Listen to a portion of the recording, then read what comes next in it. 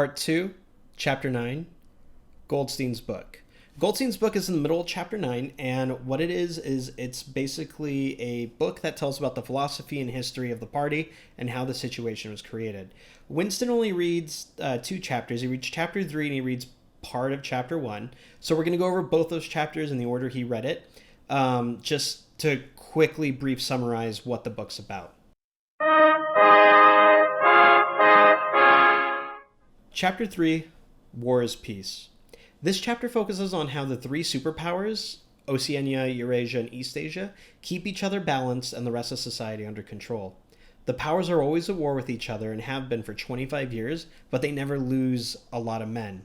They continually fight over the same areas, being parts of India, Indonesia, and Africa, because of the amount of people and the cheap labor that it supplies. In addition, having a war means that it can keep shortages in their own country. This helps fight revolution. Instead of having surplus only some people get, instead of having complete famine, which would make the Proles angry, they create a situation where people can work.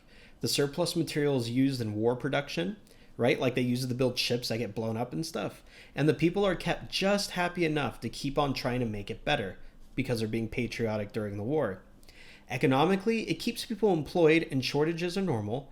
And socially, it keeps the party in power by not letting the proles get too comfortable. All 3 superpowers have almost the same belief systems. Oceania is called Ingsoc, Eurasia is called Neo-Bolshevism, and Eastasia has death worship or obliteration of the self.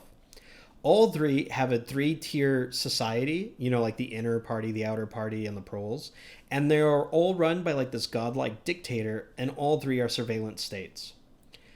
Inner party members know that the wars are pointless, but with doublethink, they also believe that they will ultimately be victorious.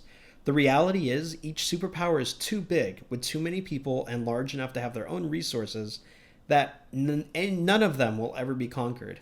In this way, the war is used as a way of population control, and to keep people working and patriotic for the party. Thus, war is peace.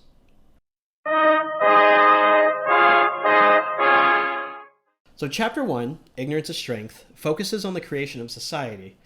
It shows how, since the beginning of time, there's always been a high, middle, and low group of people. The low always want equality, the middle want to become the high, and the high just want to stay in power. Oftentimes, the middle will use the low to stage revolution, then they become the new high, and the low stays where it is, and a new middle will be created from a mix of any of the groups. It then goes into the history of fascism, the ideas of socialism, and the ability of the inner party to keep people where they are by constantly providing a sense that everyone is equal. Specifically, how like the fascists in the 1930s, people were imprisoned and killed without trial.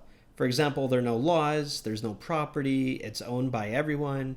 In addition, educations must be kept out of the hands of the masses so they don't have their own thoughts and revolt. Even the telescreens watch people at every level, doesn't matter where you are.